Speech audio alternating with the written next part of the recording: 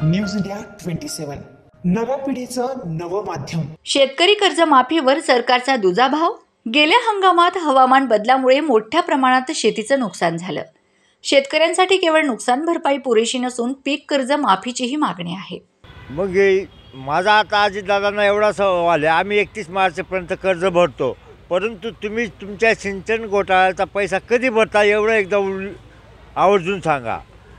आणि आम्ही कर्जबाजारी नाही, जे आम्हाला कर्जबाजारी केलं गेलं या शासनाच्या व्यवस्थेने आम्हाला कर्जबाजारी केलेले, आमची एक लूट केलेली, ती लूट वापसी द्या, आम्ही कर्ज भरू आणि भारत देशाला बाहेरून कर्ज घ्यायची सुद्धा गरज येणार नाही। एवढा पैसा शेतकऱ्याकडे, फक्त शेतकऱ्याला खुली अर्थव्यवस्था द्या। जर आमचा शेतीमाल, आमचा कांदा 100 रुपये किलोने जात असेल तर त्याच्यात तुम्ही 18 आणू नका। 2-4 दिवसापूर्वी एक चर्चा उठलेली, जे अवकाळी पावसाने शेतकऱ्यांचं आंदोलनात नुकसान झाले, ती हेक्टरी काहीतरी 13,500 रुपये मदत जाहीर केली होती, तिच्यात सुद्धा कपात करणार आहे म्हणे। मात्र सरकारकडे इतर योजनांसाठी निधी असताना कर्जमाफीसाठी नाही असा प्रश्न उपस्थित होत आहे। आमदार खासदारांचे पगार का वाढवले? त्यांचा काय अधिकार आहे का? शेवटी आमच्याच पैशामधून त्यांचे पगार जातात। लाडकी बहिणीला कोणी पैसे मागितले होते का?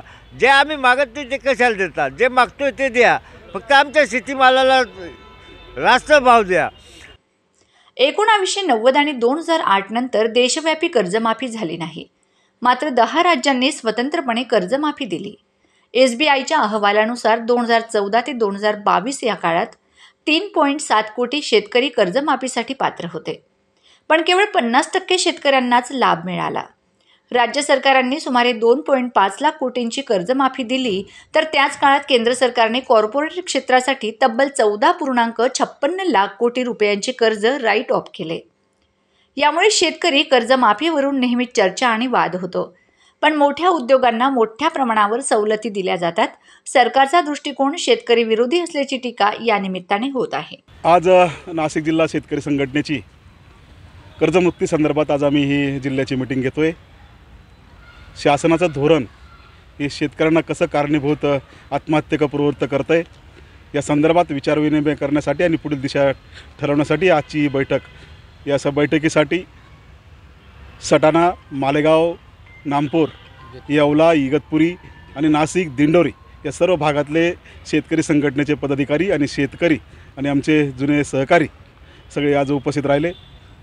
या मीटिंगमध्ये शासनाने जे वचननाम्याचं आश्वासन दिलं होतं, जाहीरनाम्यामध्ये आश्वासन दिलं होतं, आम्ही शेतकऱ्यांना कर्जमुक्त करू, त्या शेतकऱ्यांना ह्या 28 मार्चच्या मीटिंगमध्ये अजित पवार साहेबांनी 31 तारखेला कर्ज भरून टाका, म्हणजे आम्हाला कोणतंही कर्जमुक्त शासन करणार नाही, ही आमची ठाम भूमिका झाली।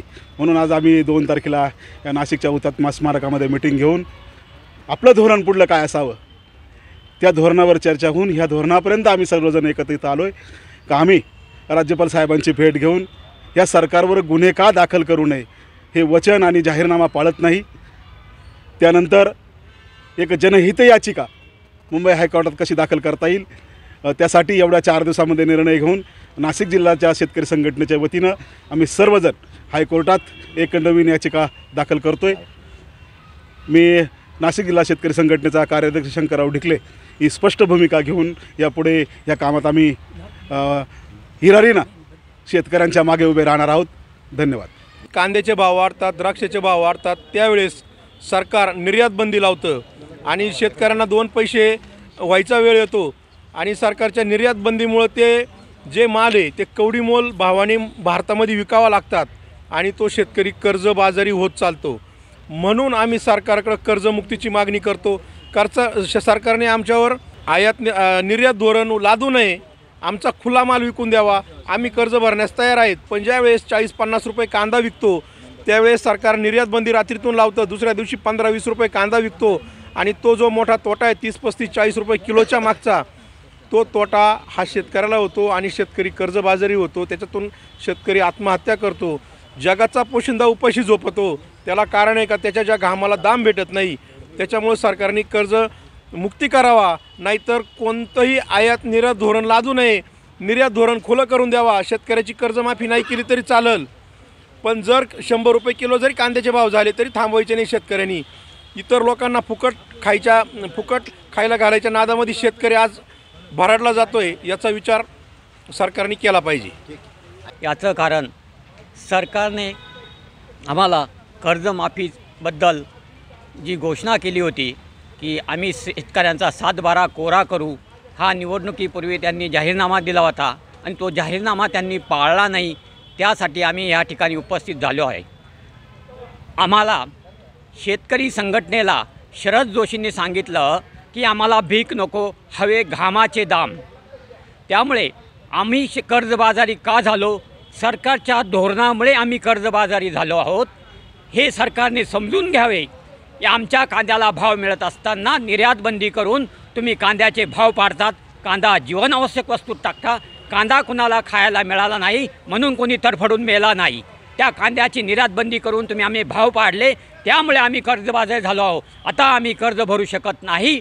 सरकारच्या धोरणांमुळेच कर्जबाजारी झालो आहोत. एवढंच मी आपल्याला सांगू इच्छितो.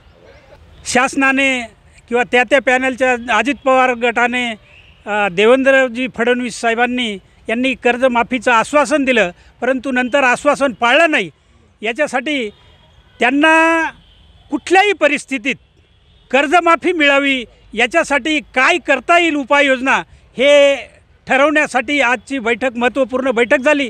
आणि त्याच्यात आश्वासन त्यांनी न पाळल्यामुळे कायदेशीर लढाई कशी लढता येईल त्यांच्या विरोधात, याच्यासाठी ही महत्त्वपूर्ण बैठक झाली. इंडीसी बँकेकडून कर्ज घेतलेलं होतं, तर ट्रॅक्टरसाठी 6,70,000चं कर्ज घेतलं, तर मी 14 लाख रुपये भरून आणि माझं ट्रॅक्टर पण त्यांनी ओढून नेलं आणि ते पण त्यांनी त्याचा पण लिलाव केला. मला त्यांनी काही सांगितलंसुद्धा नाही, काहीच नाही, त्यांनी कळवलं नाही. ते म्हणे पेपरला आम्ही आऊट केलं. ते असं सांगितलं का तुम्हाला यायला लागत होतं, ज्यावेळेस ट्रॅक्टरचं तुम्हाला लिलाव केला त्यावेळेस तुम्ही यायला लागत होतं, पण आम्हाला काहीच माहीत नाही. आम्ही खेड्यावर राहतो. आता माझ्यावरच सगळा कुटुंबाचा भार असल्यामुळं ट्रॅक्टर तर त्यांनी ओढून नेलंच, पण आता आम्ही त्याच्यावर ते दुसरं शेतीचं साधन म्हणजे काहीच नाही. तर आता हे 14 लाख रुपये आम्ही भरून 3,28,000 रुपये भरायचे आहेत. हे कसे काय भरायचे? तर सरकारने याच्यावरती माझा विचार करावा. सोपान कडलक, संतोष जाधव, आप्पा जगताप, बाळू नाठे, गेनू जाखेरे, रवींद्र पाटील, मारुती ताठे, कुंडलिक जाधव यांच्या नेतृत्वाखाली शेतकरी संघटनेत कार्यकर्त्यांनी प्रवेश केला.